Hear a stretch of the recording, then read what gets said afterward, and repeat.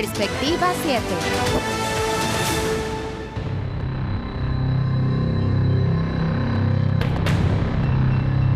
Después de varias horas de asesinar a su mujer y suicidarse, se revelan más detalles de lo que sucedió.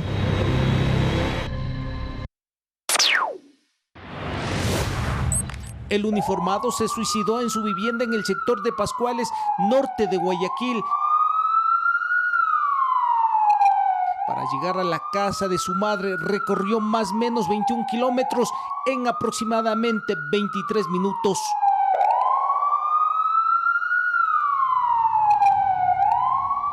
Cuando está ingresando el personal policial de servicio, se escuchan unas detonaciones de armas de fuego.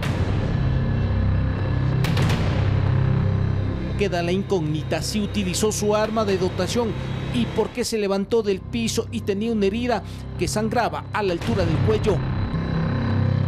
Que atravesaba por la mente del victimario en ese momento, la psicóloga clínica Pamela Costa nos da su lectura. Pudo haber sido porque tal vez ya habían conflictos dentro de la pareja y había una de las amenazas, ¿no es cierto? De que, bueno, nos vamos a separar, te voy a dejar. Para la experta, hipotéticamente se trataría de un caso que respondió al momento donde el victimario se dejó llevar por los celos, la ira, un acto impulsivo de demostración de poder sobre la mujer. Una de las motivaciones también era esta parte de demostrar el poder sobre su esposa, sobre también como yo elijo, por último, ¿no es cierto? Yo elijo cuándo te vas o cuándo te quedas. El doloroso y conmovedor mensaje de la hija mayor del policía que asesinó a su esposa y luego se suicidó. En el clip la joven expone la conversación de WhatsApp enviada por el sargento. Hijita de mi corazón, te amé con toda mi vida. Tras ese mensaje la joven responde de forma insistente preguntando qué sucedía. Incluso realizó una llamada que no respondió. Posteriormente escribe: papá, no me digas eso, tú sabes que te amo con mi vida.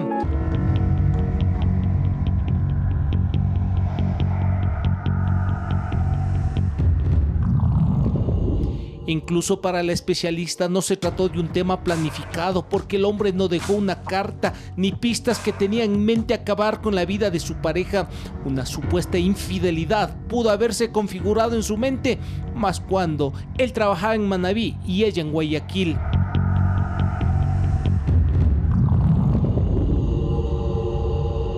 Visualizando el video, ¿no es cierto? Una vez que ya se comete el crimen, pero como que se da cuenta de lo que hizo y no sabe qué hacer y se siente como, ¿qué hice? ¿No? O sea, ¿qué pasó? ¿Qué hice?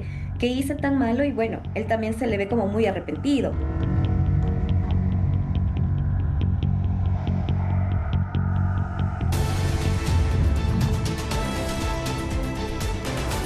El violento asesinato de la abogada Solange Arellano a plena luz del día en el puente de la Unidad Nacional en Guayaquil alarma al país que, por ejemplo, con el femicidio de María Belén Bernal, ustedes lo recuerdan en Quito, parecía curado de este tipo de tragedias. Pero esta enfermedad criminal, por llamarla así, está al acecho, esperando acaso la locura de alguien cuya apariencia hasta puede ser un disfraz. ¿Cómo imaginar, por ejemplo, que un agente del orden llegue a estos extremos? Se escucha en las calles. Y hay un mar de alarmas encendidas por estos crímenes que destruyen familias y marcan sociedades. Amigos, buenas noches. Esto es Perspectiva 7 en Ecuador TV. Bienvenidos.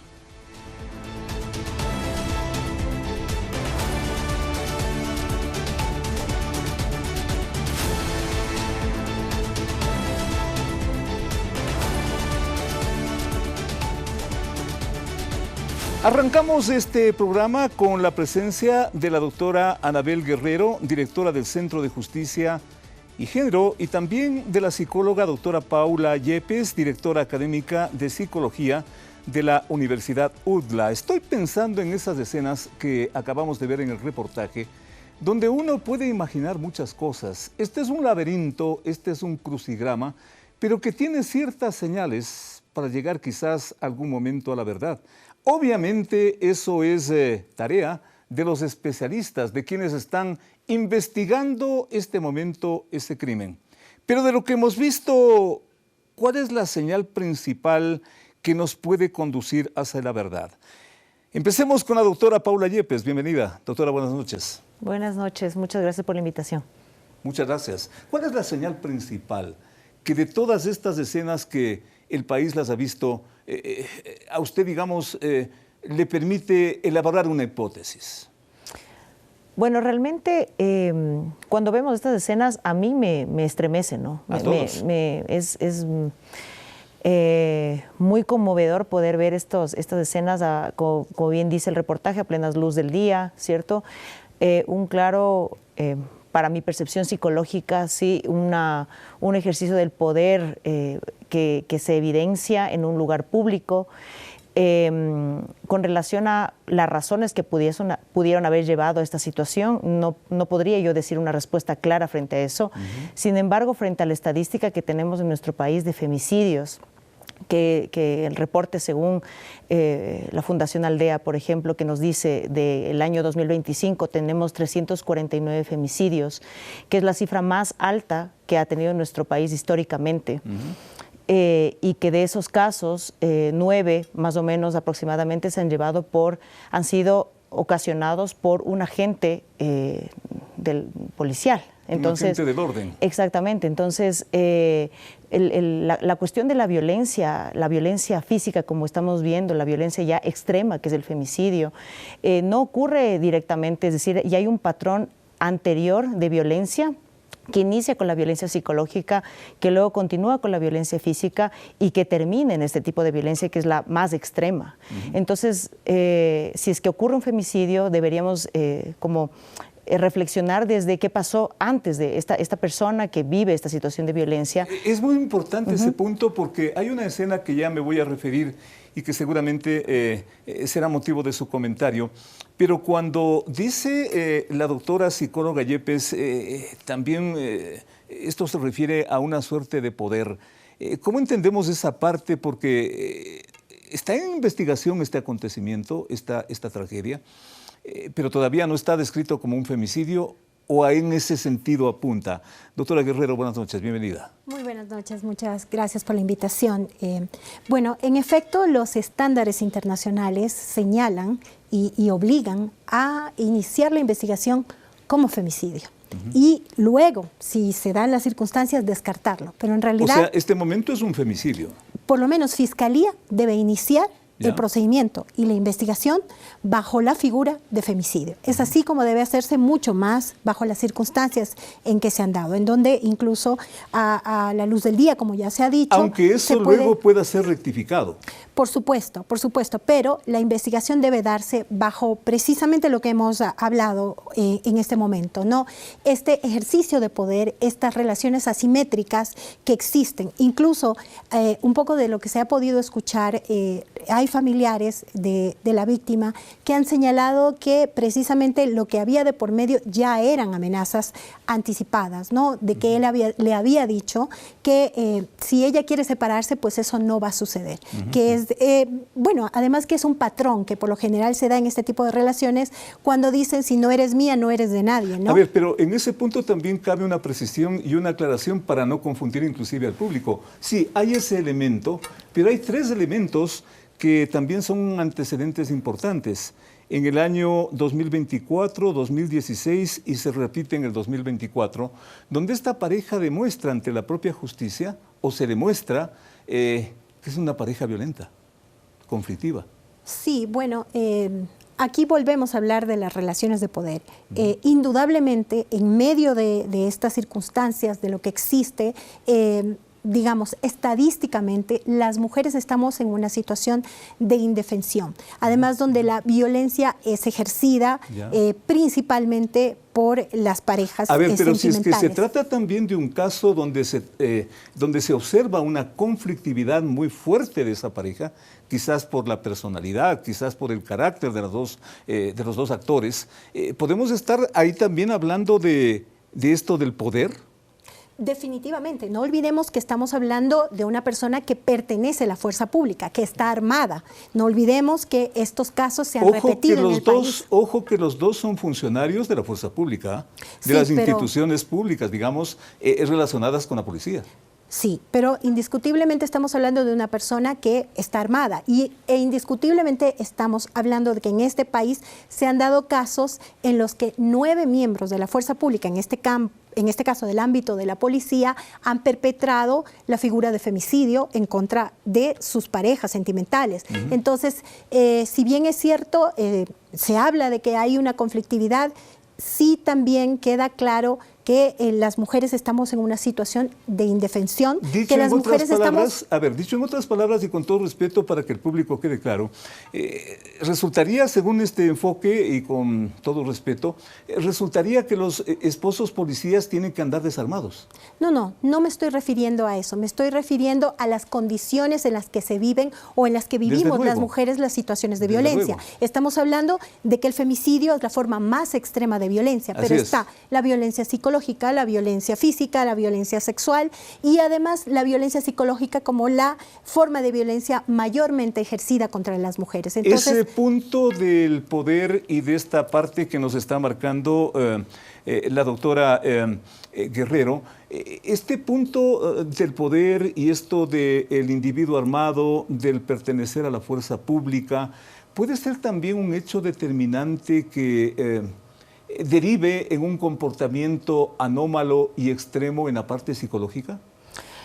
Creo que es importante considerar tal vez 2 factores en relación a la persona, al agresor. Y es que normalmente un agresor que llega a esa extrema violencia como vemos en las imágenes, ¿cierto? Normalmente el ejercicio de la violencia es para mostrar esta situación de poder, es decir, dejar en evidencia esta situación de poder, de control frente a la persona agredida.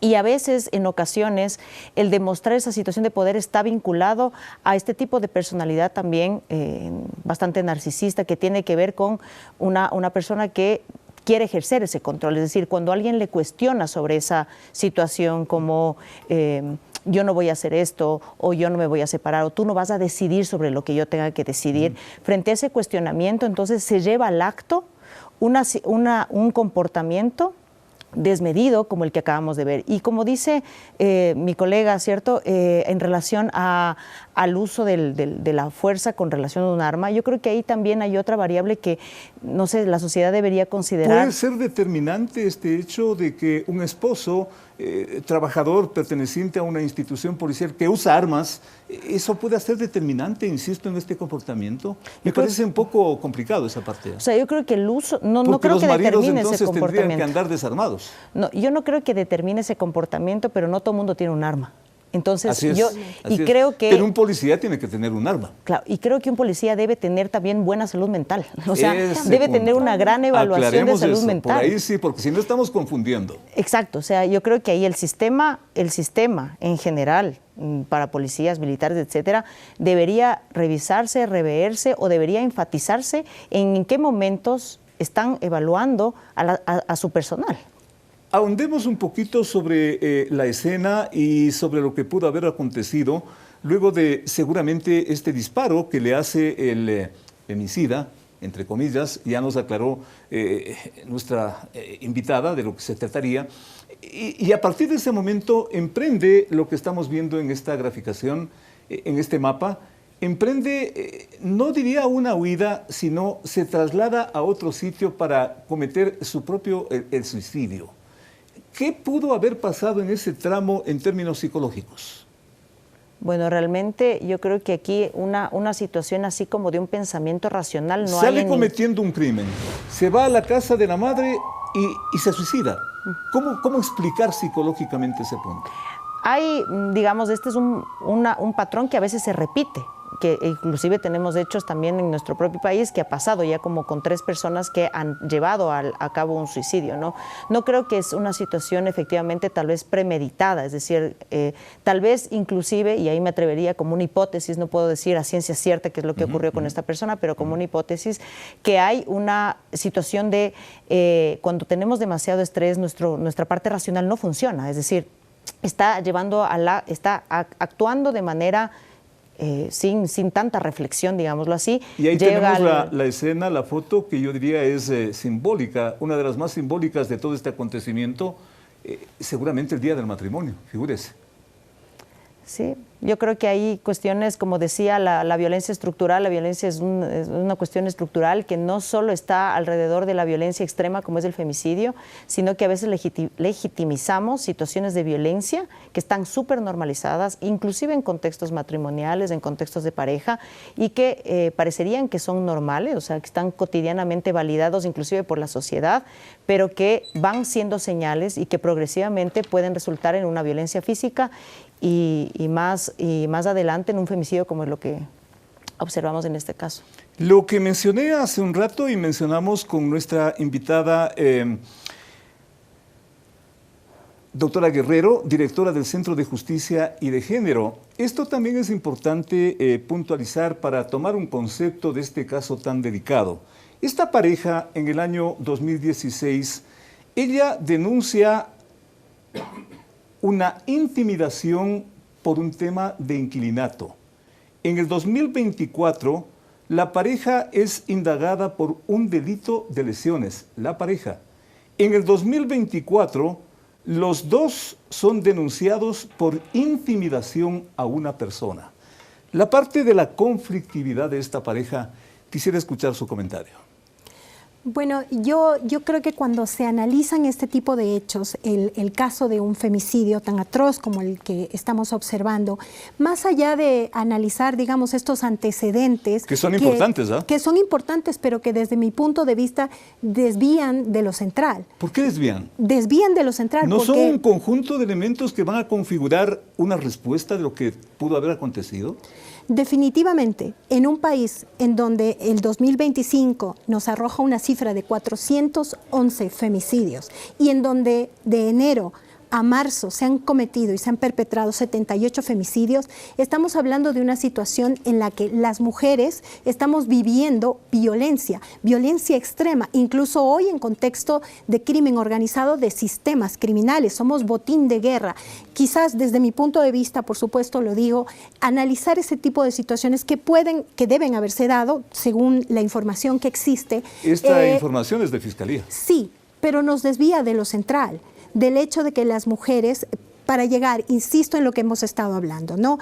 El femicidio es la muestra más violenta, ¿no?, de lo que vivimos las mujeres día a día. Entonces, considero más bien que el caso debería ser analizado desde qué habrá vivido esta mujer durante estos años que estuvo en pareja, como para que llegue a concretarse en su muerte violenta. Importante ese punto y planteado así, yo le quiero plantear a la doctora psicóloga, ¿qué habrá vivido ella? Nos dice nuestra doctora Guerrero.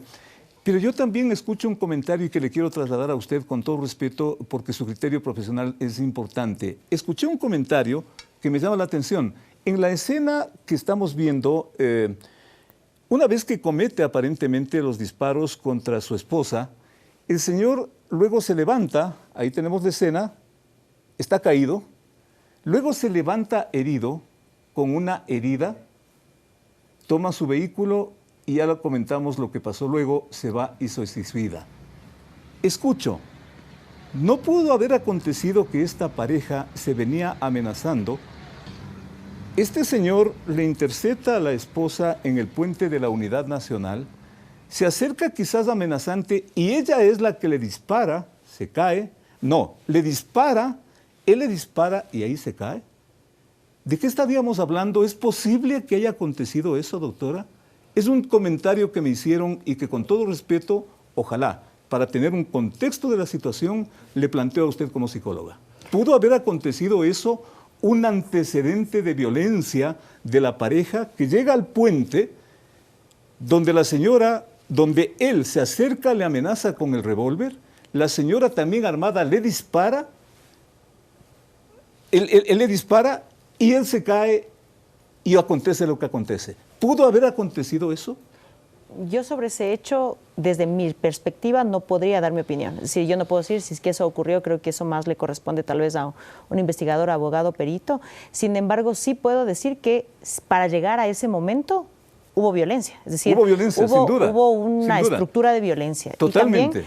Y creo que también es importante analizar, como bien decía mi compañera aquí, esta situación extrema y este patrón de repetición alrededor de la violencia que se da, a mí me parece, en un lugar, no es en un lugar de la intimidad. Para completar la idea, y con todo respeto, porque esto me lo comentó un abogado también que he hecho la consulta, ¿qué tal si ella disparó primero? ¿De qué estaríamos hablando? Yo creo que no sé si es que ese es el hecho real. O sea, yo creo que vamos más allá de...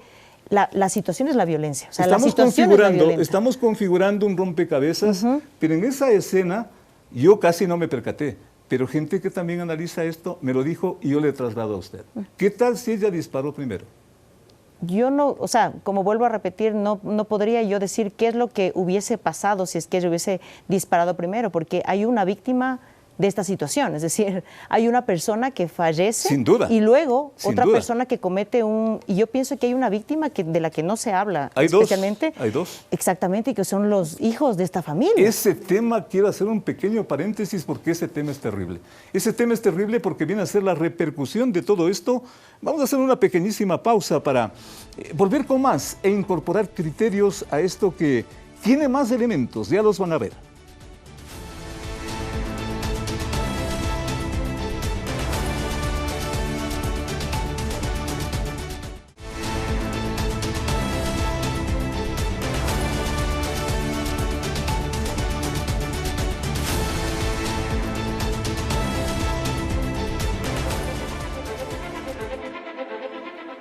Septiembre del año 22, esta escena nos muestra al teniente de policía Germán Cáceres, quien, de acuerdo a los acontecimientos y las investigaciones, victimó a su esposa, a María Belén Bernal, septiembre del año 22. Un acontecimiento que conmovió al país por sus detalles, por sus características, tomando en cuenta que esto partió desde el escenario de la institución policial y toda una serie de versiones que aparentemente esclarecían en un primer momento lo que había ocurrido. La señora simplemente desapareció y habrá muerto en alguna parte, fue lo que quiso o pretendió Cáceres vender. Pero ahí tienen ustedes lo que aconteció 10 días después. Se encuentra el cadáver en el Cerro Casitagua, prácticamente vecino de la institución policial donde ocurrió esta tragedia. Y a partir de ese momento, año 22, hasta finales de ese año, prácticamente diciembre, todo había terminado, entre comillas, en que Cáceres le fue y le dejó a su esposa en la avenida para que tome un vehículo y ahí no pasó nada. Pero lo que es la vida y lo que son también las investigaciones, porque esto se descubre, yo diría casi por una casualidad, Cáceres se va a Colombia y trabajando en un ambiente de barman, alguien le escucha su dialecto ecuatoriano, da señal a la policía y así se descubre este crimen. En este momento queremos dar la más cordial bienvenida a nuestro siguiente invitado, el doctor Milton Román Estupiñán, abogado penalista y docente universitario. Él estuvo atento a lo que nuestros invitados en la primera parte nos aportan con el caso del Puente de la Unidad Nacional. Y ahora tenemos este caso emblemático de María Belén Bernal. Lo uno y lo otro, usted encuentra cierta coincidencia, la coincidencia del crimen, pero ¿qué tipo de coincidencia profesionalmente nos puede contar? Doctor, bienvenido, buenas noches. Muy buenas noches, estimado Félix, buenas noches igual a la persona que me acompaña aquí al lado, la doctora. ¿Cómo no? A los televidentes. A ver, Félix, hay que tener algo muy importante en cuenta. Cuando nosotros analizamos la tasa de asesinatos que ha habido en el Ecuador, desde el año 2017 hasta el año 2025, vemos que el año 2025 hay un incremento exponencial de asesinatos en el país. ¿Desde el 25? Ajá, no, desde el 2017 al 2025. ¿Ya? El 2025 es como que marca un hito, es de los más altos que existe en nuestra historia patria. Esto es directamente proporcional también a los casos de femicidio que ya justo refería la doctora psicóloga antes de que yo esté aquí en esta mesa. Ella decía que ya había 349 casos, ella refería justo a estas estadísticas de la Fundación Aldea y otras cosas. Pero aquí hay algo importante a preguntarse, Félix. ¿Cuál? ¿Qué? Lo primero es, ¿quiénes son las personas que están ingresando a las fuerzas del orden? ¿Ya? Usted hacía unas contrapreguntas bastante importantes al experto en psicología y esto es importante también a tenerlo en cuenta, porque yo lo veo no desde el punto de vista solo de un femicidio, sino de un tema que puede ser tomado hasta como una situación de inseguridad pública. Incrementan los asesinatos, obviamente también van a incrementar los femicidios por esta subida exponencial en cuanto a las maneras de delinquir. No solo me refiero a los asesinatos, sino en varias cosas. Podemos ver inclusive videos donde hay una persona igual a una ciudadana extranjera en el sector La Mariscal, eso fue hace 1 o 2 días, que salió inclusive en redes sociales. Doctor, pero con todo respeto, yo decía inclusive en la presentación del programa, el uniforme hasta puede ser quizás un camuflaje, con todo respeto, desde la parte inclusive psicológica.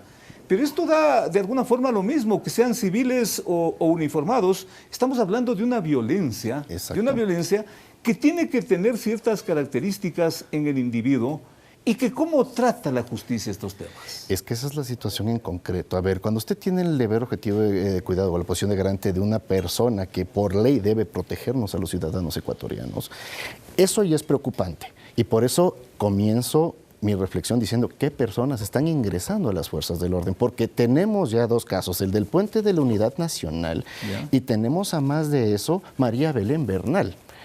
Entonces tiene 2 casos que podía el uno presumirse de temas de femicidio y el otro ya con pruebas, o sea, ya hechos probados respecto a un femicidio. La situación en concreto es qué patologías o qué situaciones tienen en concreto, psicológicamente hablando, los miembros de las fuerzas del orden. ¿Qué es lo que daña tanto a una persona? Dejemos, digamos, con todo respeto, porque hagámosle un enfoque un poquito más amplio. Claro. ¿Qué es lo que daña a una persona en estas condiciones? En el caso anterior, manifestábamos que hay antecedentes de una pareja violenta, porque inclusive ha tenido elementos antecedentes hasta de denuncias, una pareja violenta. No necesariamente porque son policías les están denunciando, eso nada tiene que ver. Es una pareja que tiene conflictos. ¿Qué es lo que lleva a este tipo de conflictividad? Porque vayamos un poco más allá, doctor. Es que es un tema ya social. ¿Ya? Es que la situación es social. Mire, yo, por ejemplo, de mis años de experiencia, al menos aquí en Ecuador, no he encontrado un juez que diga medida de protección para ti, mujer, medida de protección para ti, hombre. No se pueden acercar mutuamente porque juntos son un peligro. Se agreden mutuamente, cosa que sí se puede ver, por ejemplo, en los tribunales españoles. Yo tuve la suerte de hacer alguna pasantía en la Fiscalía General Española y se veía que los jueces hacían esto, y es lógico. El Estado ecuatoriano no solo protege al género femenino, sino también al masculino. Son ciudadanos de un Estado. Esa parte es muy importante. ¿Cómo es la protección al otro género? Ese es el tema. Mire, a partir de la Constitución del año 2008, claro, la violencia de género se pone dentro del artículo 35, numeral 2, si no estoy mal, de la Constitución, donde dice que es un grupo de atención prioritaria a las mujeres que sufren violencia. Pero existe también situaciones que yo creo que ha extrapolado mucho la delincuencia, y le voy a citar un evento simple, porque aquí no hay que analizarlo solo con 2 hechos, sino en un contexto que se puede hacer de un análisis criminal. Por ejemplo, no sé si usted recuerda que hubo una pelea en un parque de 2 niñas de colegio muy pequeñas que casi se puede aparejar a lo que se puede ver en una prisión, ¿me entiende? O sea, una cosa que socialmente alarma. O sea, esos tipos de violencias no se los veía antes, y por eso estoy refiriendo fechas en concreto. ¿Y a qué atribuye usted eso que no se veía antes? Estamos hablando que, claro, cada vez los temas criminales, inclusive por la situación inclusive de la conectividad, teléfonos, dispositivos móviles, internet y todo eso. Mire usted que hay otros factores, mire usted, a eso es lo que yo me refiero justamente. Es que es lógico, o sea, la delincuencia no solo responde a que solo aquí hay policías o no. Esto es un tema, las estadísticas están ahí, no lo digo yo, lo dice el INEC, lo dicen inclusive las mismas estadísticas de situaciones como, por ejemplo, la Fundación Aldea, donde le dicen, ok, sí, los femicidios también subieron, pero los asesinatos también, entonces es directamente proporcional. Estos elementos, ¿cómo los ve la defensa de género, digamos? ¿Cómo le ve el otro lado de la medalla? Porque también esto de defender al hombre, y con todo respeto, como que nos está faltando. Bueno, yo creo que... Ya referimos el tema del poder, o sea, el hombre. Pero esa defensa también del hombre como que es un punto que queda medio flotando en toda esta discusión. Bueno, yo no lo veo desde ese punto de vista, porque si hablamos estadísticamente, somos las mujeres quienes somos asesinadas, ¿ya?, por el hecho de ser mujeres. Hay esa diferencia. No se habla de que no exista violencia y de que incluso puedan existir mujeres que repitan ciertos patrones patriarcales y de violencia, pero indiscutiblemente, porcentualmente, somos las mujeres las que estamos en una situación realmente compleja. Digamos. Por supuesto, estamos hablando de que 2025 cierra con 411 femicidios, según la Alianza Feminista para el Mapeo de Femicidios, encabezada por la Fundación La estadística Aldea. Es terrible. Pero por supuesto, pero no solo eso, sino que además nuestros cuerpos, ¿cómo son tratados? Las mujeres son abusadas sexualmente, son descuartizadas, o sea, hay muchísimos casos, ¿no? Son descuartizadas, son metidas en una funda, son arrojadas a los ríos, arrojadas a las quebradas. O sea, esa es la situación, una situación en donde hay saña, en donde hay realmente se evidencia la misoginia, la crueldad, pero además el hecho de que los cuerpos pueden ser poseídos, ¿ya?, y pueden ser destruidos. El caso de María Belén Bernal como que grafica todos estos elementos, ¿ah? El caso de María Belén Bernal, en efecto, grafica de esto, pero además hay que sumarle que aquí se dio violencia institucional, ¿ya?, que aquí se puso el tema del honor de una institución por encima de la vida y la dignidad de las mujeres, porque primero, y eso es algo que a través de los medios de comunicación se evidenció y a través además de todo lo que se suscitó en el proceso, ¿no? Se trató de esconder el caso. Además se actuó frente al hecho de que el perpetrador ¿por qué se fugó? Porque precisamente no hubo una actuación adecuada por parte de la institución. Muy importante, él se fuga y además hubo todo un proceso de estigmatización de María Belén Bernal, porque lamentablemente eso se da. Casualmente se le ubica en Colombia. Muy difícil llegar a establecer todo este rompecabezas de elementos. ¿Cómo juega el profesional de la justicia, cómo juega la investigación en todo esto para configurar el hecho real y que no se escapen elementos? Hace un rato yo me permitía plantear esto que escuché y me llamó la atención, y como periodista lo recojo para que ustedes, que son los expertos, lo diluciden. El hecho de que pudo haber empezado con una pelea de la pareja, el hombre le estaba persiguiendo, le ubica en el puente de la Unidad, la ubicación hace que el señor se baje, le amenaza, y la señora le dispara, le hiere y él le dispara. ¿De qué estaríamos hablando? ¿Es posible que pudo haber acontecido eso, doctor? Bueno, con estas referencias... Estamos creando escenarios simplemente de análisis. O sea, es que en el análisis y en el, como siempre... Porque caso contrario, mi doctor, y con todo respeto, ¿cómo se entiende esa imagen donde el femicida aparece tendido y herido? Eso no se explica. Eso puede venir previo, ¿no? O sea, puede haber también peleas anteriores. Cuando hay situaciones conflictivas... Por eso es importante también lo que dice el experto en psicología. ¿De haber acontecido eso, tenemos que seguir hablando de un femicidio? Es que en ese caso habría una agresión mutua entre dos personas, dos ciudadanos ecuatorianos. A eso me refiero. Y a eso, ¿Cómo llegar a dilucidar si es que eso... ¿A quiénes toca eso? Mire, por ejemplo, para este tipo Porque hay un arma, hay armas posiblemente, y tengo entendido que los rastros del arma deben ser la principal pista que dilucida esta cosa. A ver, algo que es importante tomar en cuenta... ¿Quién disparó primero? Ese es el tema. Y lo primero hay que ver si es que un arma de dotación policial es usada para hacer asesinatos o no, o femicidios. Pero no le metamos esa parte. Okay, o sea, el hecho, el crimen. Ese es el tema. Puede ser por una situación previa que puede ocasionarse ya por una conflictividad en la pareja, que puede ser tranquilamente investigada en un proceso judicial con... por ejemplo, análisis psicológico, como por ejemplo una autopsia psicológica en el caso de la señora fallecida, y del señor, por ejemplo, un test de Million que determine qué personalidad, por ejemplo, tenía. Queremos hacer un pequeño paréntesis, una pequeña invitación para que ustedes vuelvan con nosotros en un momento, porque queremos alcanzar una conclusión a todo esto, delicado, complejo, sin duda, pero necesario de tratar. En un momento retornamos.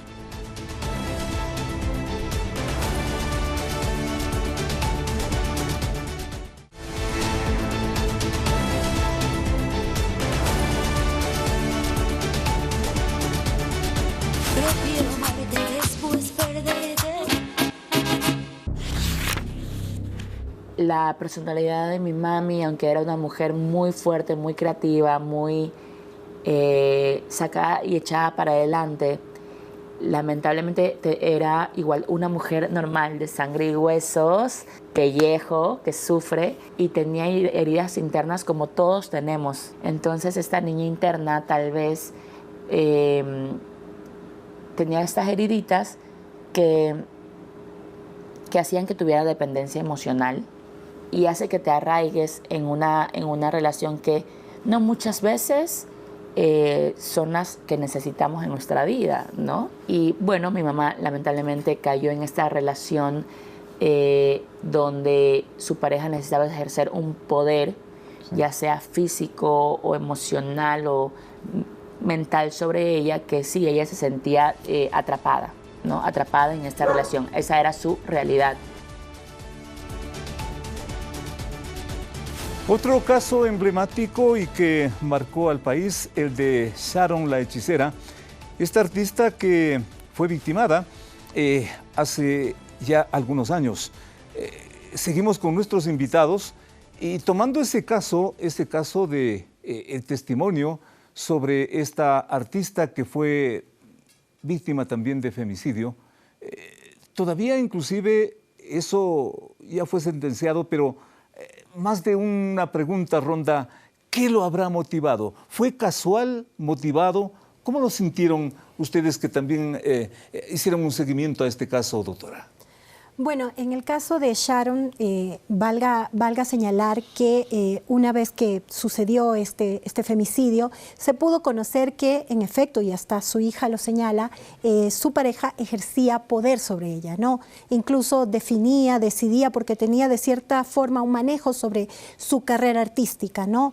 Y en realidad ella vivía una relación de violencia sistemática, ¿no? Que se hace evidente en lo que se suscita en la carretera y que ella sale corriendo y, bueno, ya sabemos lo que pasó, el lamentable hecho que ocurrió contra esta artista, ¿no? El tema del poder siempre está en juego, definitivamente, ¿no? Sí, las relaciones asimétricas y estas relaciones desiguales que existen en donde a veces se piensa que porque quizás tiene una carrera artística, quizás es una mujer que incluso puede tener cierto nivel económico, cierta independencia económica. En realidad, casos como los de Sharon nos demuestran que la violencia se ejerce en todos los ámbitos y en todos los espacios y en las clases sociales. ¿La diferencia económica puede complicar la relación matrimonial?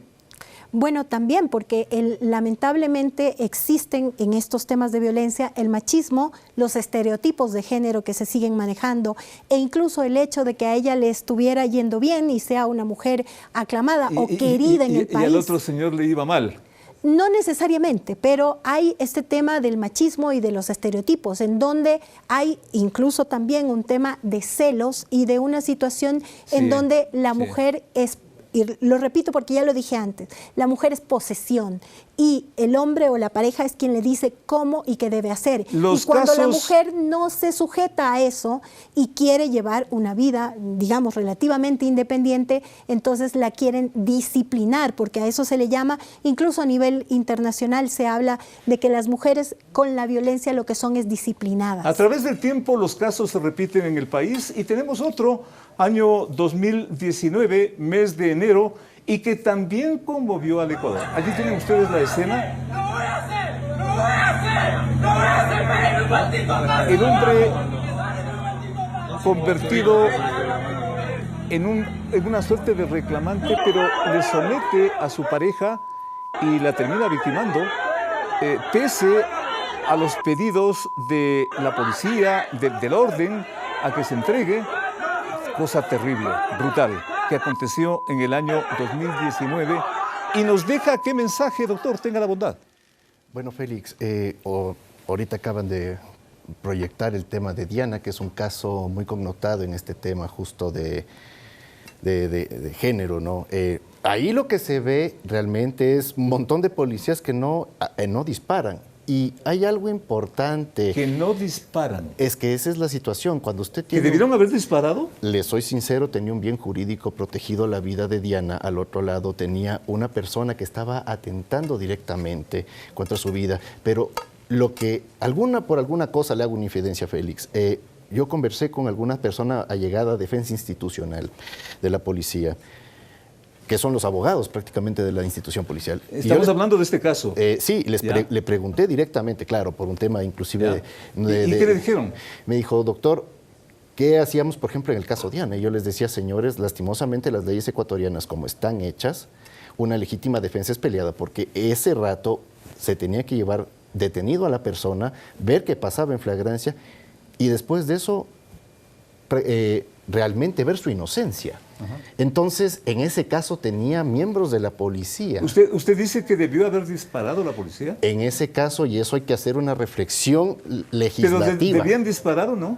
Les soy sincero, en otros países que son mucho más industrializados. No, pero aquí en el Ecuador debieron haber disparado en la plaza de Otavalo. Otavalo. ¿Sabe lo que hubiera pasado? Que esa persona hubiera sido detenida en una flagrancia, investigados si realmente era una legítima defensa en relación a un bien jurídico protegido y que no era desproporcionado. Hay un problema que siempre, al menos a mí como un especialista técnico, me chirría mucho de la ley, que tiene que haber la proporcionalidad. Y eso de la proporcionalidad, inclusive la Corte Suprema ecuatoriana ha dicho que tiene que ser por poco de medios. A ver, desde entonces hasta este momento han cambiado también las leyes. Si es que se repite este caso... Ahora podrían hacer eso, pero en aquel entonces, claro, ¿cuál fue lo que dijeron estos miembros? Hoy están autorizados a disparar. Exactamente, en un caso así podrían usar uso progresivo de la fuerza. Es que es esencial hasta para proteger la vida de una persona. ¿El uso progresivo de la fuerza, Anabel, ayuda en este caso a defender a las víctimas? Bueno, yo en este punto quiero discrepar un poquito con mi colega de panel. Discrepe nomás. Sí, para mí en este caso hubo negligencia estatal. Y simplemente... ¿En qué sentido? Porque no actuaron. Porque no hay perspectiva de género, porque no se actúa con perspectiva de género. ¿Debieron haber disparado? Debieron haber hecho uso progresivo de la fuerza, no necesariamente. Pero en ese entonces podían haber tomado no había varias la medidas. Configuración legal que hoy hay. Si se actúa con perspectiva de género, si existieran protocolos, si se formara... En ese entonces, en el 2019, ¿debieron o no haber disparado? Desde mi punto de vista, debieron haber tomado una medida para, tal como ha dicho mi colega, para salvaguardar el bien protegido. ¿Pero debieron disparar o no? No necesariamente disparar. Había una serie, mire, una vez observando el caso... No se quería entregar. Observando el caso... Y tanto que no se entrega que le termina victimando a la señora. Habían cantidad de policías y hay cantidad de casos en el país. En las protestas sociales nada más podemos ver cómo actúa la policía. Pero estamos viendo la escena. Por supuesto, y había un bien jurídico a proteger y la policía, por la cantidad de oficiales de policía que había y precisamente cómo él amenazaba la vida. Pero además es que aquí hay que tomar en cuenta no solo la vida de Carolina. Carolina estaba embarazada. Carolina estaba embarazada, tenía un niño en su vientre. A ver, pero a ver su punto de vista, doctor. A ver. O sea, mire, con más razón, eso reitera la situación de cuando se ponen reglas y leyes para que las fuerzas del orden no actúen. Es parte de la prevención criminal que una fuerza del orden tenga inclusive el ejercicio de la fuerza.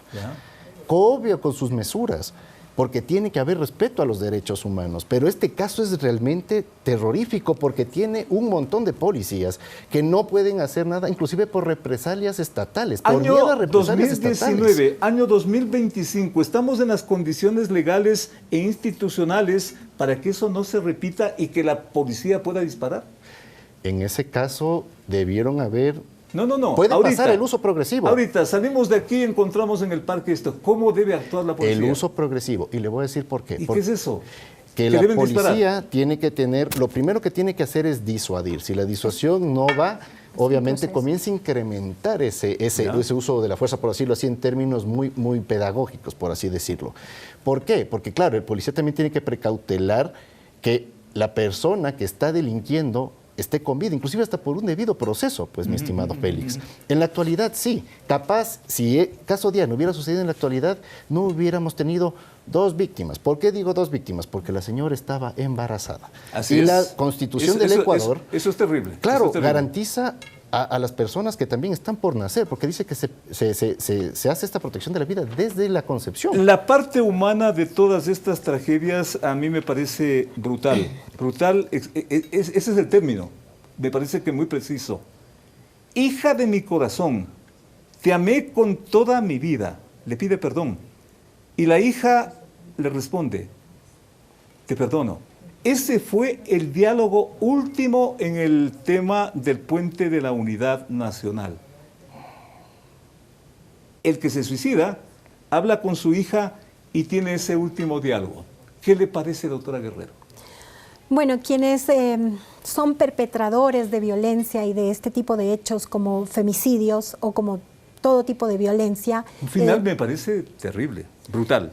Sí, lamentablemente lo que estamos precisamente frente a situaciones en las que en el país no hay un trabajo en prevención de la violencia. Prevención. Se debe trabajar en el país en prevención de la violencia. ¿A qué se refiere usted? En pocas palabras, sencillas. Precisamente en trabajar por quitar estos estereotipos de género que nos ponen de manifiesto una sociedad en donde el hombre tiene el poder sobre las mujeres, ejerce poder y además las mujeres y los cuerpos de las mujeres pertenecen. Mañana salimos en una campaña a quitar los estereotipos. ¿A qué estamos refiriendo? ¿De qué estamos hablando? Esto debería comenzar desde las escuelas, en donde precisamente ahí sí lo entiendo.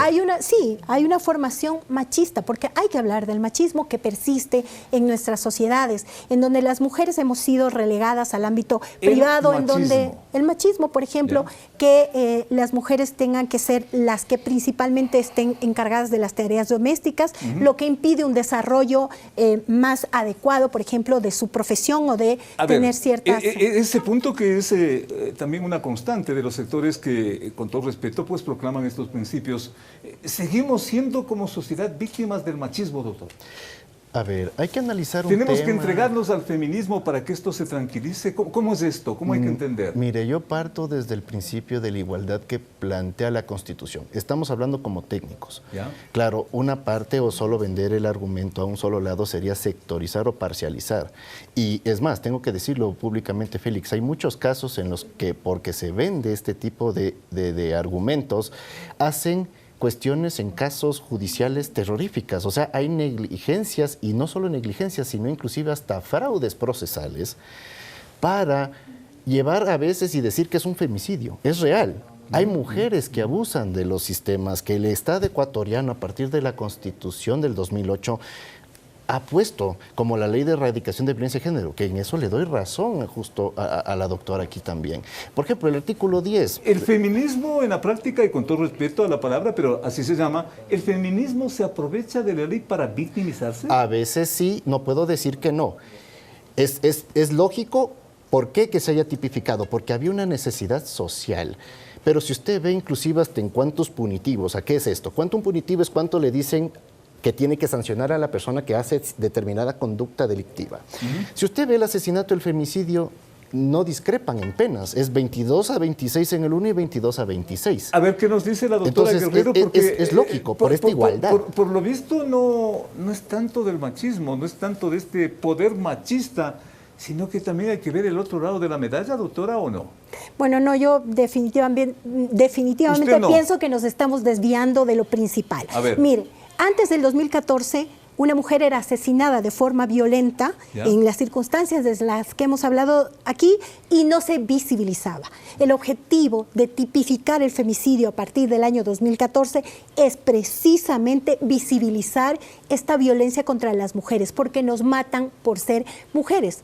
Entonces, por supuesto que hay que hablar de una sociedad patriarcal y de una sociedad machista. Y cuando ocurre lo contrario, ¿Qué tipo de ley se aplica? Bueno, si ustedes me hablan de cuáles son las cifras, en contrario, podríamos estar no me refiero discutiendo. a las cifras, sino al hecho No, de que ocurra lo contrario. Pero es que estamos hablando de cifras ¿La víctima exacerbadas. a qué debe o a qué puede acudir? ¿Quién le defiende? Pero por supuesto, si en el país hay normativa precisamente también para tratar la violencia en el ámbito intrafamiliar y en todo tipo de ámbitos. ¿Hay normativa para eso, doctor, para defender al otro lado de la medalla? No tenemos una ley que precautele per se, como dice la doctora. Por ejemplo, sí tenemos una ley de prevención y erradicación de violencia de género, pero, por ejemplo, no se ha ampliado en un punto importante que dice la ley Muy también. cortito porque se nos está terminando el tiempo. Claro, tenga la bondad. Y esto es algo importante de citar, porque, claro, no hay una situación para igualar estos temas que pasan, pero se tiene que tomar en cuenta que es un factor también social. El femicidio tiene ciertos elementos típicos, y yo siempre les pongo en clases o en la cátedra que es un delito de odio con resultado de muerte. O sea, no se olvide que hay elementos típicos, normativos, subjetivos y objetivos. Uno de esos es que se tiene que dar muerte por el hecho de ser mujer, por medio de relación de poder. O sea, son cosas que tienen que existir y que las autoridades y los jueces tienen que analizar para dar una sentencia de femicidio. Si uno de esos ya falta, automáticamente ya podríamos decir que es un asesinato, más no un femicidio. Por eso le digo, un delito de odio, o sea, por tu calidad de mujer, yo a ti te mato, con resultado de muerte. Así, o sea, esto es muy, muy didáctico como lo acabo de poner. Doctor, muchísimas gracias a la doctora Guerrero también, a nuestros invitados. Partimos del puente de la Unidad Nacional sobre este hecho brutal, terrible, esa tragedia familiar y que obviamente también marca al país. Puente de la Unidad Nacional. Nos pasamos al caso de Bernal y también de otros que han conmovido la opinión. Y miren en lo que terminamos. La necesidad de reflexionar sobre todo esto, por lo cual estamos agradeciendo a nuestros invitados el día de hoy, pero sobre todo a ustedes para que saquen la mejor conclusión. Gracias por la atención.